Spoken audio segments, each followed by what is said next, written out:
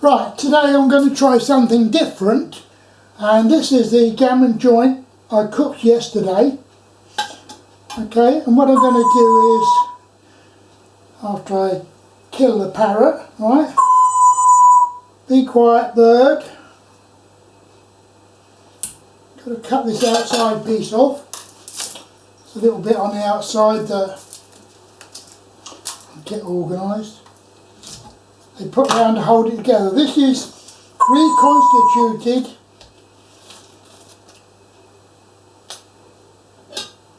ham pieces or gammon. So what I'm going to do is cut this into sizable chunks. Okay, I'm going to put them in this little chopper, and hopefully I'm going to turn this into gammon potato cakes. Okay, I'm going to cut them up into little blocks like so, and let's hope this chops it up. So we put the pieces in the little chopper, Kenwood chopper this. Don't put too many bits in, we'll do it in 2 goes. Okay, put the top on like so.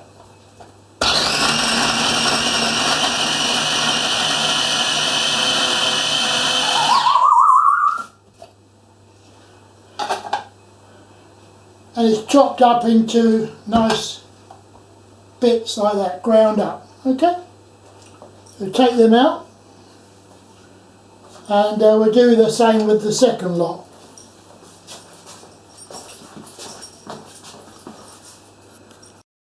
I have now grained the remainder up, and now I shall peel some potatoes and mash them, and then we'll make them into potato and gammon steaks.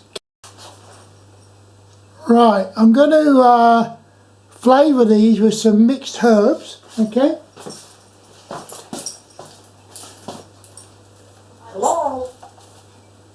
Just a few, okay? Mix them in by hand, and any other flavourings that you might think you might put in, like garlic, etc., then please feel to do so. Right, take some potatoes and peel them. Peel the parrot while you're at it, okay? Boil them up and make into mash. I'm going to do mash with cheese also to add that added flavour. Some nice cheddar cheese. I shall only be using a mild one, of course, nothing too exciting. Okay, cut them into chips.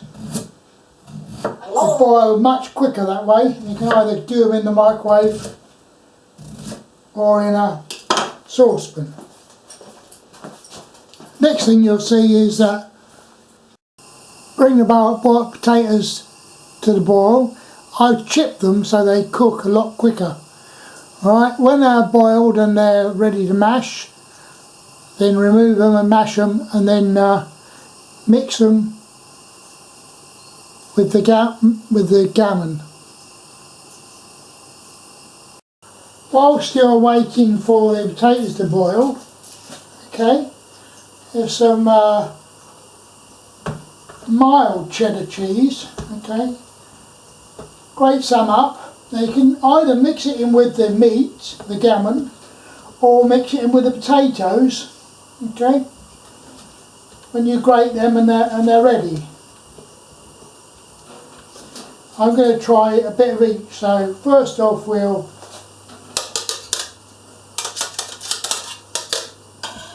mix this cheese in with the gammon, like so, okay. That should give it a nice flavour and make it nice and flexible, okay. I suppose if you wanted you could put some breadcrumbs in with this as well. That cheese will melt when you're cooking the gammon cakes.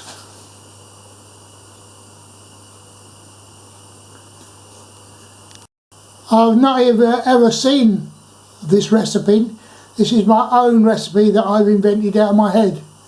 So let's hope it works.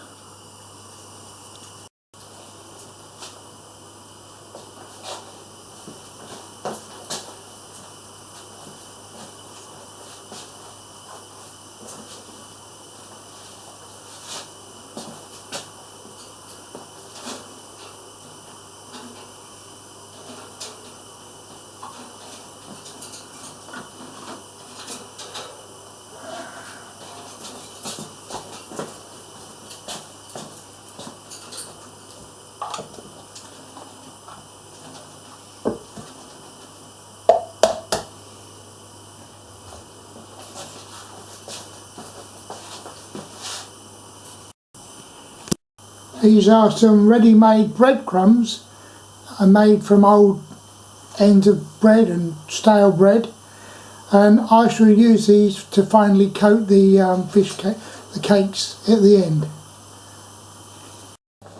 Right, drain the potatoes or chips, whatever you want to call them. Okay, put them in the bowl. And then start to mash them. Okay, start mashing them up. And the next thing you'll see is that I've mashed them. Okay, the potatoes are mostly mixed together now, as you can see. They're mashed up well. Now we'll mix these with the gammon and cheese mixture. Oh, before we do that, we'll mix the cheese in with this. Okay. So we've got cheese and potatoes with, now we're going to mix the everything together. Okay. Look alright, doesn't it? Okay. Seem to have lost my fork somewhere. Oh, there it is. Okay, use that. What I'm going to do is mix that and the gammon together. So I'll do it that way. Okay, first. Mix it together. Mostly by hand. Okay.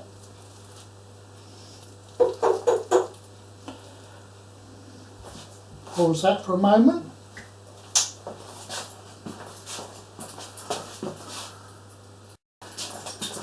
Right, take an amount, right, roll that in your hand. Okay. Dip it in the egg, like so.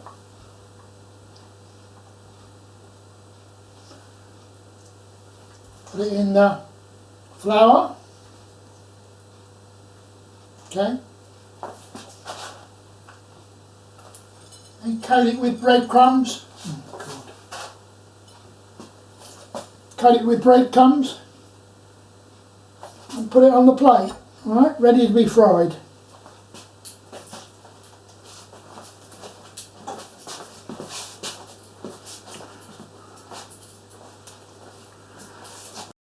You can of course fry these in a variety of different ways.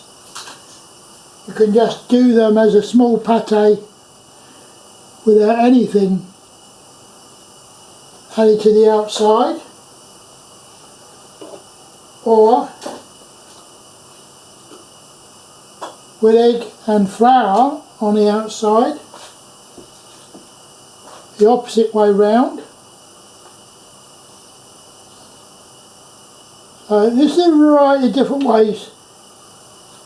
Right, get the oil up so it's hot as well, and then just gently fry them in some fat or whatever until browned, turning them continually until you're happy with it. With the leftover flour, mix it in with the rest of the mixture, okay, give it a good stir up and fry that as patty as well. That must be another way of doing it as well. should make a nice pate. I've mixed the remainder of the egg in with it as well. Okay, now turning these over, see, they're browning nicely.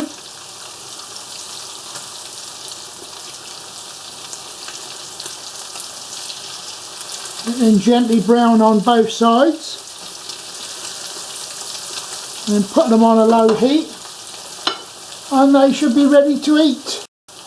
Right, these are finished now. Take them out now and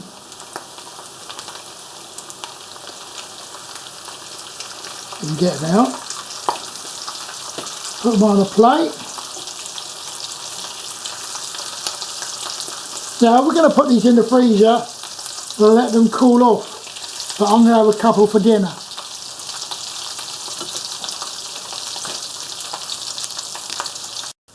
Right, this is the remainder of the mixture. Got it in the pan. No oil. Okay. Shouldn't have had so much oil in with the other really. Okay. Put it on high. And cook this up as it is. It's the way I should have done the others really. This is a non-stick pan.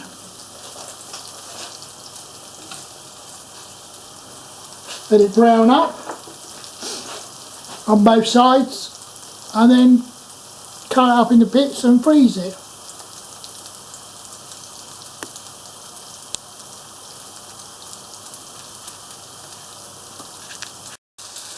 Right, keep turning this, alright? That'll mix the cooked into the inside. Remember, this is the one I put the flour in with. Yeah, I should have done the cakes really. Alright, without all this oil. And that'll make it very nice. That's got the flour and the remainder of the egg in with it. There you go. That's cooked up nicely and browned. I've turned it in a few times. And that'll be very nice just on its own. So I hope you've enjoyed the video and my latest recipe. Thanks for watching. Don't forget to rate and comment. Bye. Well, this is today's dinner anyway. And that's the very, very end. Enjoy.